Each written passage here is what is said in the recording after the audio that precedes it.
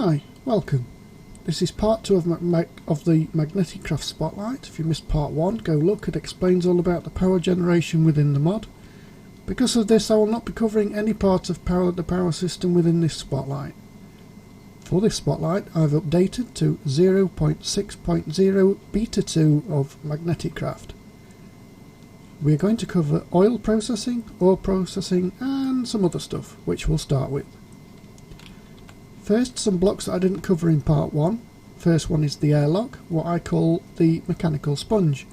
And what this does is it removes water. So if we take the creative power source, give it to the airlock, oops,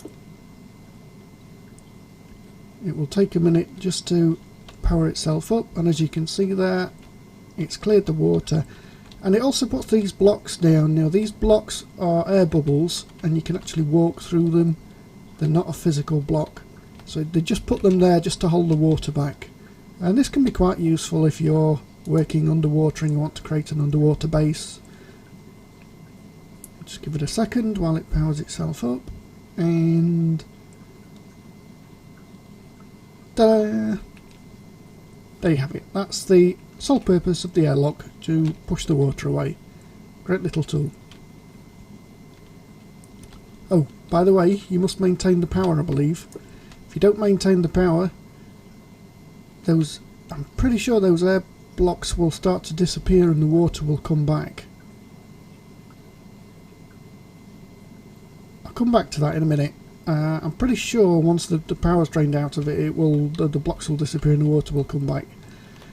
And to our second item is the crafter, and this is a very, very powerful crafter, and it takes from adjacent inventories or adjacent crafters. People who remember the Cypher mod will remember the fabricator. Very, very similar. So in here we have our recipe, and this is an inventory storage. So for this recipe we've simply got oak wood into oak planks, and the next crafter we've got planks into sticks, and then sticks into fences. And I have it set to only work with a redstone signal, so if I flick this lever, it's going to pull the wood out of the chest, convert it into wood planks. This one's going to convert it into sticks, and this one is going to convert it into fences, and it will stay in the inventory because there is nothing set to pull that out of there. Very, very powerful crafter, extremely powerful. One of the very best blocks within Magneticraft, that is. Have we still got the wall? We still got the wall. Maybe I was wrong about that, but I was pretty sure. Next up is the miner, or the quarry. Same difference. The smallest area it can do is a 10 by 10 block in front of it. That's that way in front. And the largest it will do is 80 by 80. And it can replace blocks, and I've put actually there can replace blocks and fluid, but what it actually does is it can remove the water and lava, or it can leave it. It doesn't actually replace it.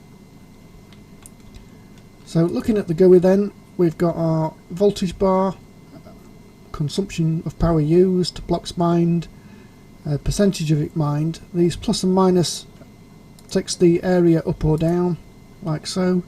So you've got a button here to replace blocks with dirt, which is set on by default, or you can leave spaces, which just means it digs a big hole, and nobody wants that unless you're digging something out, say for building in. And you have a leave water and lava, or you can remove the water and lava. I don't believe it replaces the water and lava if you remove it.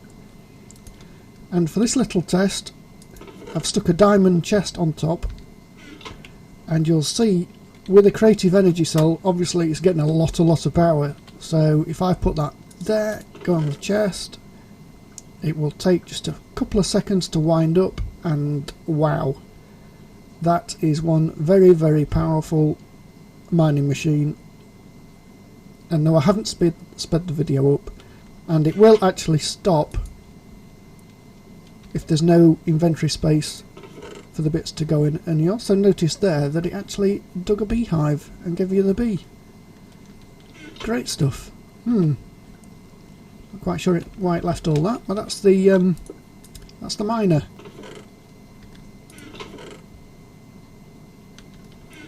So there you go, that's the miner, and wow, that is very, very powerful. Yep. On to our next section, and that's the electrical tools within Magneticraft, and we have several of these. We have the jackhammer, which, if I turn creative mode off, is a pick and a shovel, so it will break dirt.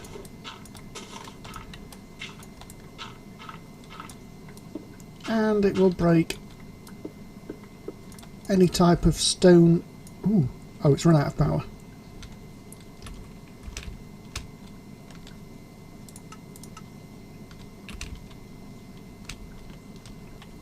We have the chainsaw, which is basically your axe.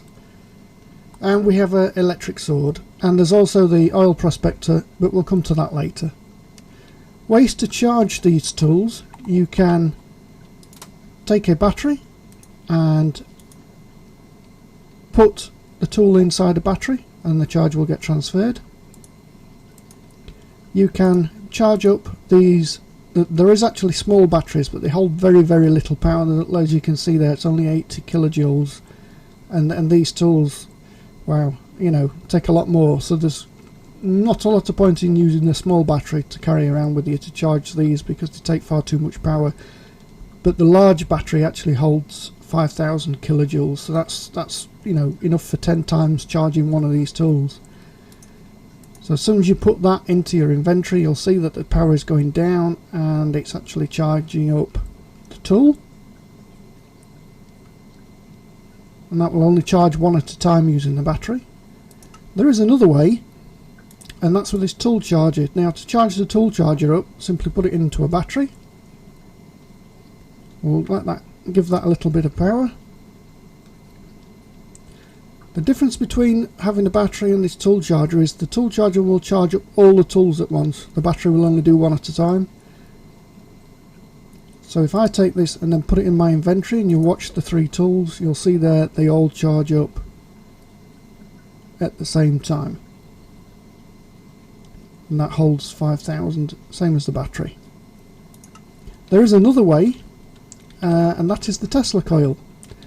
And the Tesla coil, oh, spelling mistake, it wirelessly charges your tools, and it has a range of 21 by 21 by 21, which basically is 10 blocks all the way around it in every direction. If we give this some power, we'll see immediately that, if I can be quick enough, there you go, all the tools are now charging up wirelessly. And that's the Tesla coil. Onto our next item is the fluid hopper, just like a normal hopper but uses fluid, and can set buckets into the GUI. This little fella here. If I stick this hopper, now it works exactly the same as an ordinary hopper, so if I right click it there, you'll see it's connected to the wall. If I right click it there on the floor, you'll see it's connected downwards, so on and so forth. So you need to connect it on the actual face itself. And if we put a bucket of oil in the top, you'll see that it's gone straight through that hopper and into the bottom. We can put it into the tank there, and then that will get transferred, drop straight through into the bottom. I've got Optifine on, so it's a little bit glitchy. Or the other thing you can do is put a bucket inside. It will empty the bucket out of the hopper into that tank, straight through that hopper and into the bottom. There is a very, very useful feature with these hoppers. Have you ever had a tank and you've got a real small amount of liquid left in it, and you break the tank and of course it keeps the liquid and you can't get rid of it, and it's a right pain in the ass? Well, all you got to do, put a hopper underneath, drains that out, and then break the hopper, empty tank. Great stuff. Next up is the shelving unit, which is storage, and more storage, and it looks absolutely fantastic. The shelving unit has 2 modes. It has inventory mode, which is by default what you see. And if you take the Magneticraft wrench and right click, it changes into placement mode. If you right click again, it changes back to inventory and then back to placement. The difference between the two is in placement mode, if you take a chest, you can put it on there. Now in inventory mode you can do the same. So you might be thinking, well, what's the placement mode? Well, if I was to introduce you to conveyors and inserters, the inserter will basically, I'm going to put him up there, and there's a reason I'll put him up there, because if you put him there or there, for the inventory mode it won't work. So what I'm going to do here is take conveyors, make them go up, and I've done that wrong. Whoops. That's more like it. Up to there. From here, and then put down a chest. So the arrow on the inserter basically says I'm going to pick up from that side and I'm going to send it that way. So this one will pick up from here and is going to put it on that way. And if I then put 24 chests in there, oh actually I've put 2 on, let me just take those off quickly. Bang! 24 chests. You've got 3 different buttons here. That's the top row, that's the middle row, shelf, and that's the bottom shelf. Now I do believe if you were to stack that many chests up it would actually come out to the same view, but obviously the benefit here is that you've got a search bar and you can also see 8 lots of chests in one window, so it's great for that. Now if we change the placement mode into inventory mode, the inserters will take the items and instead of trying to put them on the shelf itself, we'll put them inside the inventory. Find out which one it's gone in. Into the middle one. Okay. So that's the shelves. These work with conduits and pipes and other things, so they're a great use. Coming back to the inserters and conveyors, the inserter has an interface. This here is basically your filter. You have an option to black or whitelist, and then you've got the usual filters that you normally get with associated with pipes, and that's to check the OR dictionary, check MBT, check metadata. This box here is what the inserter is currently picked up, and these 4 boxes here are for upgrades, and there are currently 4 upgrades. One that allows the inserter to drop items on the ground, one allows to pick items up from the ground, and then there's an increased speed and a decreased speed. And you can basically have up to 4. They don't stack. Upgrades in here.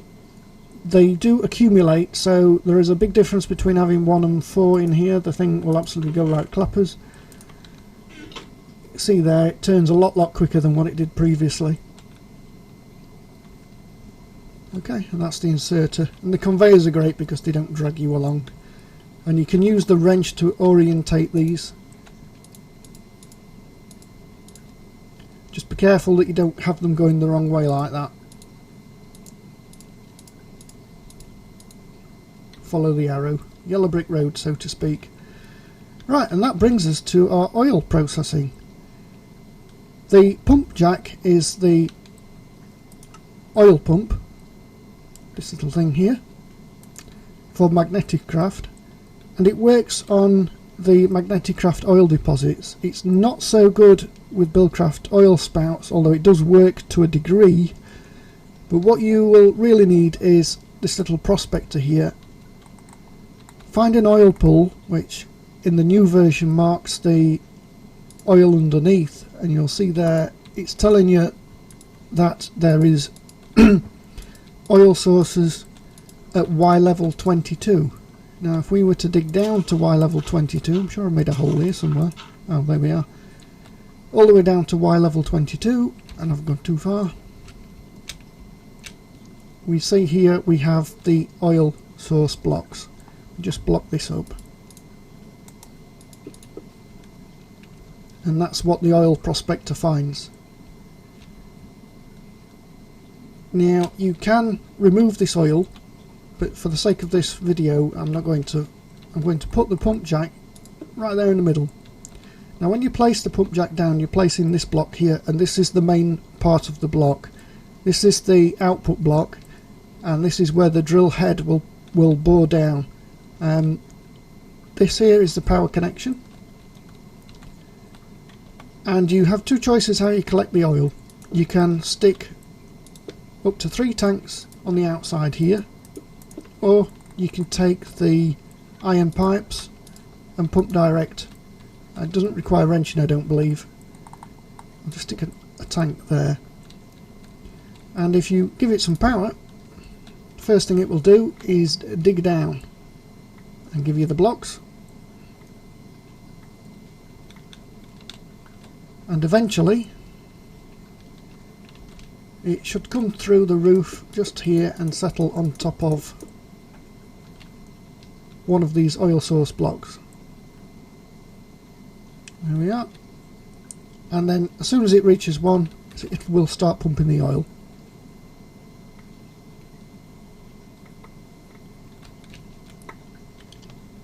And you can see there, oil's coming in, and it's quite fast.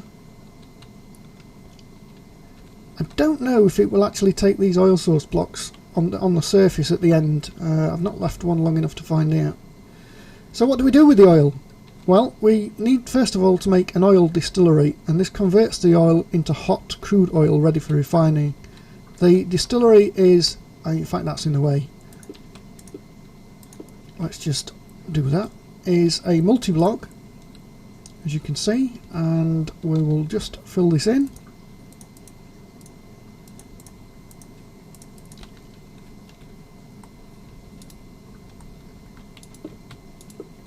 Very quickly.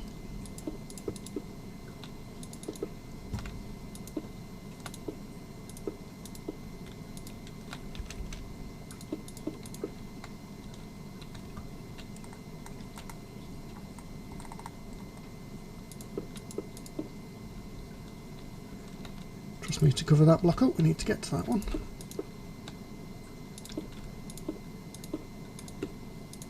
And then the last one here is the refinery tank, and then right click the front, and that's our refinery. So we have power, and then this is for oil in and hot crude out, so we need to give it some power. And then what we can do is hook the pump jack straight up. Whoops.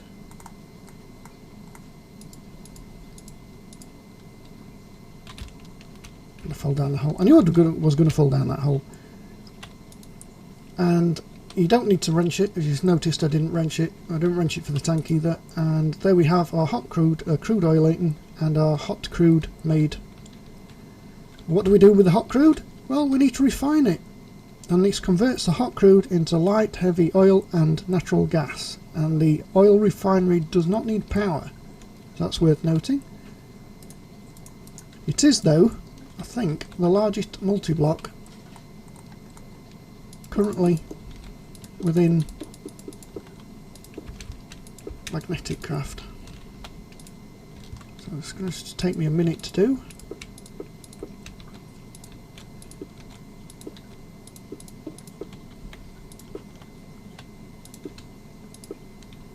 Has 4 valves and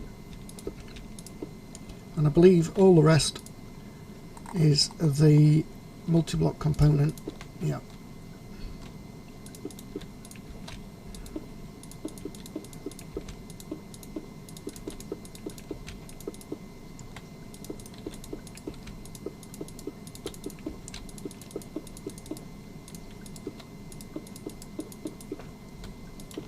And right click the front again, and there we have our refinery.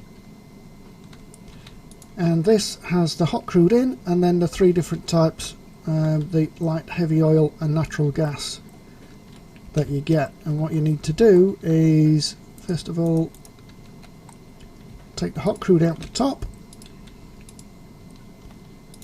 and it goes into the bottom of the 4 tanks. This one, I believe, does need wrenching.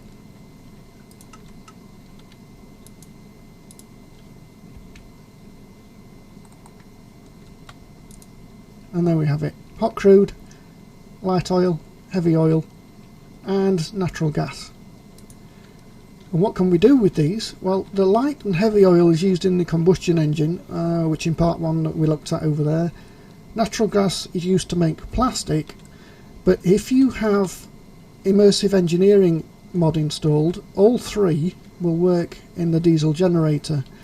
Now, up until the recent versions, the 3 light, heavy oil and natural gas were actually in... No, I can never find this book. We're actually in the book unlisted under diesel generator. Now I have updated Magneticraft and I have updated immersive engineering, and they are no longer in the book. Where's the book? It's a manual, isn't it? Here we are. So if we look under, not heavy machinery, powers, wires and gens, diesel generator, they used to be listed here, the light oil, heavy oil and natural gas, and now they're not. Now I do know they do work, because round the corner here I've had a pump jack going for quite a while, putting into bedrockium drums from extra utilities, and this is the immersive engineering diesel generator. And if I turn it on, and if you look at Walia there, you'll notice, I bet that's loud, it has 8,000 millibuckets of natural gas in there, and it is using it, and it is generating power, so you can use that. Now the reason I've got this set up like this is because, I won't just turn that off, is because this distillery will produce enough hot crude to run 1 oil refinery, but it's too much. I mean, basically if we look at the ones that we just put up over here, you'll see that the distillery is full. You see it's full? It's full. Okay, now the reason it's full is because we've actually filled it up, but you'll have to believe me when I say that 1 distillery is more than enough to run 1 refinery, but 2 refineries and the distillery can't keep up. Okay, so they're both the distilleries and refineries there are empty, waiting for the oil getting turned into hot crude. And as you can see from this, you get quite a lot from your oil deposit. Now this one, I was actually quite lucky, because if you look at this, you'll see there's 2 right next to each other. I didn't put these here, these generated here, so I was quite lucky with this. This has been going for some considerable amount of time, and I actually dug out the deposit just to show you how big they can be. Now they are a little bit random in size, but this one is pretty big, and you're going to get a load of oil out of that. You can see the ones that are depleted on the top. I've had this running a while. So yeah, when you find one of these deposits, like I said, use your oil prospector. It'll tell you what Y level it's on. You can go down and have a look and dig it out and see how big the actual deposit is itself. You can also tell, you know, by how far out you can go, how big it's going to be. So there, yeah, that's quite a radius really. And don't forget, as I said earlier, charging these things up, just get within range of the Tesla coil. You can see it just powered itself back up there. Okay, so that's oil processing. Let's carry on to ore processing. The very, very basic step of ore processing is the crushing table. Very easy to make the crushing table.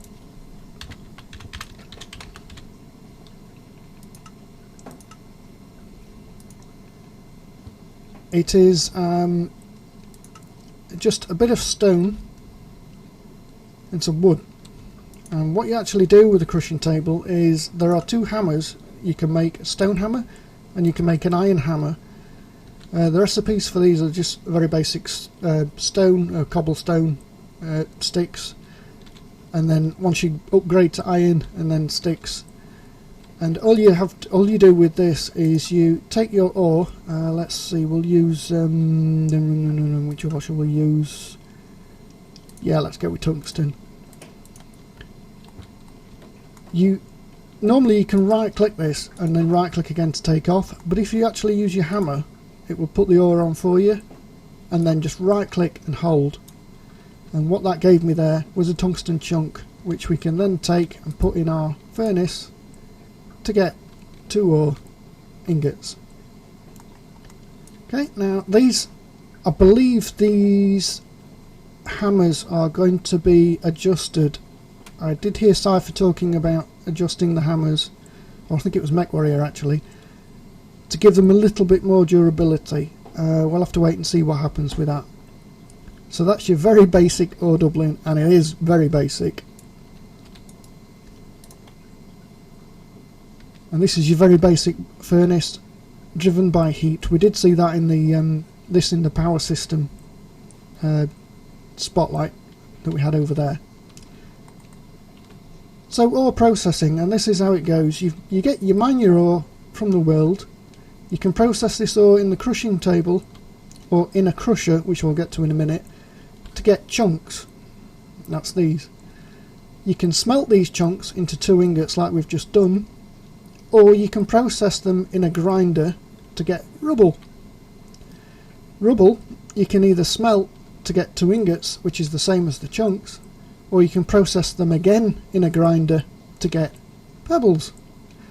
And the pebbles you can smelt to get 2 ingots, or you can process them in a sifter to get 3 dusts. Now you might be thinking, well, if I get 2 ingots from that, 2 ingots from that, 2 ingots from that without this, then what's the point in breaking them down? Well, if you break them down in the grinder and the sifter, you get a bonus. Each stage in the crusher, the grinder and the sifter has a chance, a 5% chance, to give bonus dusts. Pretty much like the thermal expansion pulverizer, we're giving you extra bits and stuff. So what we have here is a crusher, which is quite a size, a grinder, and then the sifter, which you can build on the floor. So I'm going to quickly just put these together, and then I'm not going to want that, I'm going to want that, I'm going to want some IOs. I think that's pretty much it. So I'll just quickly build these up.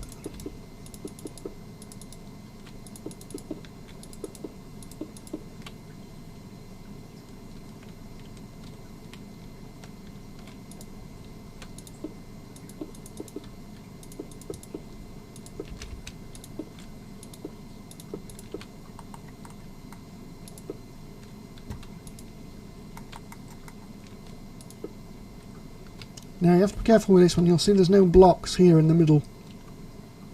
There is here.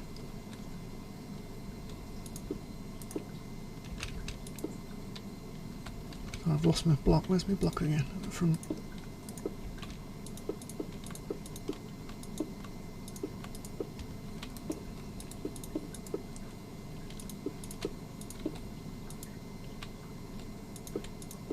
It's hollow in the middle, this one.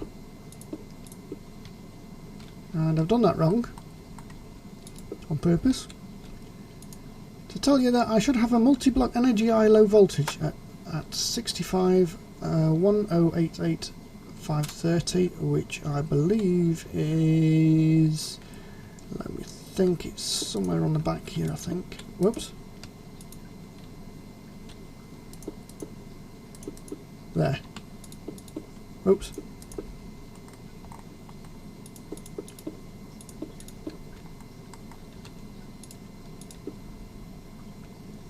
And then right click, and there we have it. We have an input, power, and an output. So let's give it some power. Again, power tutorial, other video. And you can see there, voltage straight to the top, and there's the machine's powering up. And what we do with this is our first machine in the ore processing system. And it takes the ore, and I got these the wrong way around, that's the output, isn't it? There's the tungsten chunk. You can either input from the front or from the side. And look at the speed of that. Absolutely fast. Lovely and fast. Just what you need for more processing, not something that's slow. And there you can see our bonus outputs. We've got bonus iron, bonus dust, as well as the chunks. 5% chance. Okay, so we'll leave that one running and we'll go on to our grinder. I'll build both of these up and then I'll be back.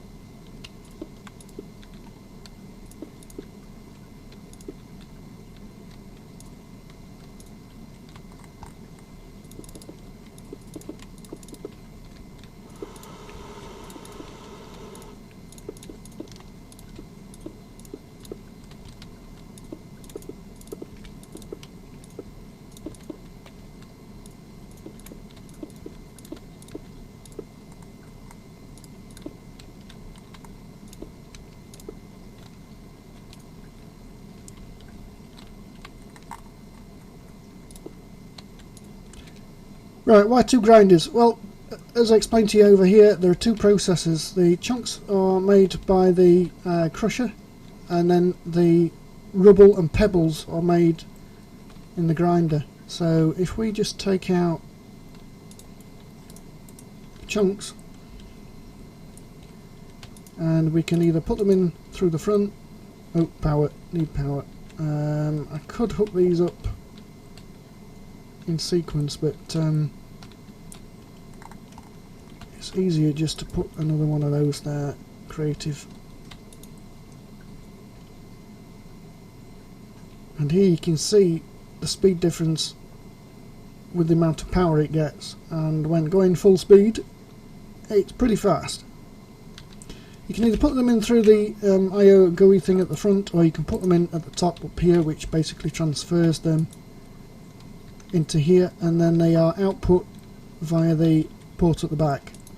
And again, we have the 5% bonus output, and we get rubble. And you'll never guess what happens with the rubble. Yeah, you guessed it. This goes back in to the grinder, so you can either have two in line like this, or you can have some sort of feeding system to put it back into itself. And then while that's doing that, our last machine is the sifter. Slightly different multi-blocks in this. Did that wrong.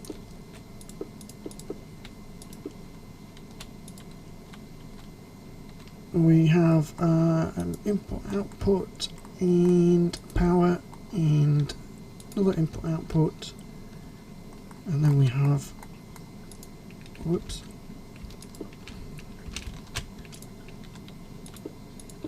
like so, and then we have these blocks which are the multi-block component for the back.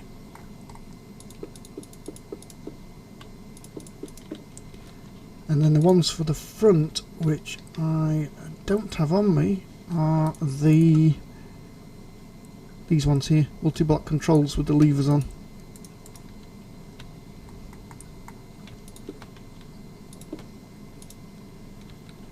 And we have 4 levers on this, with no actual GUI apart from the input-output ports. This is our on-off lever, signified by three dials at that side. So top is on off, 3 different speeds, so that's speed 1, speed 2, speed 3, and then the bottom one is the internal power storage. So if we give this power and run all the way around the outside, and it was at this side, we will see that that one now has gone up to the top full speed. These levers on the front of this do give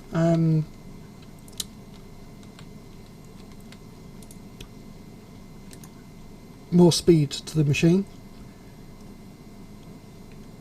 and each one of these should create 3 dusts. Should be going up in 3s. Now it might go up in 4s because we get a bonus output. So you can get a bonus output from this as well. As you can see there, we've already got 1 pulverised iron. So that is our ore processing system. And then to finish it off, we have the electric furnace, which is not a multi-block, it's just a single block. And if we take the tungsten dust out of there, the furnace requires a heating coil. There are 3 heating coils. There's the copper, the iron and the tungsten. Each one gives a bonus to speed, copper being the slowest. As you can see there, that's quite slow. You do need the copper one in for the furnace to function. That is 2 times faster than a normal furnace, but it uses 200 watts. The iron is 4 times faster, but it uses 400 watts. So you see there, there's quite a boost increase. And then the tungsten one is 8 times faster at the cost of 800 watts, but is significantly quicker than the others. And there we have it. Did this? No. Okay, it didn't run out of power, or it didn't finish, one or the other. Okay, and that concludes our spotlight on Magneticraft. I hope you've enjoyed the series, or the couple of episodes. If you've got any questions, please post them in the comments. This mod is relatively new and is still in development. And yeah, hope you enjoyed the video. Thank you for watching. Bye.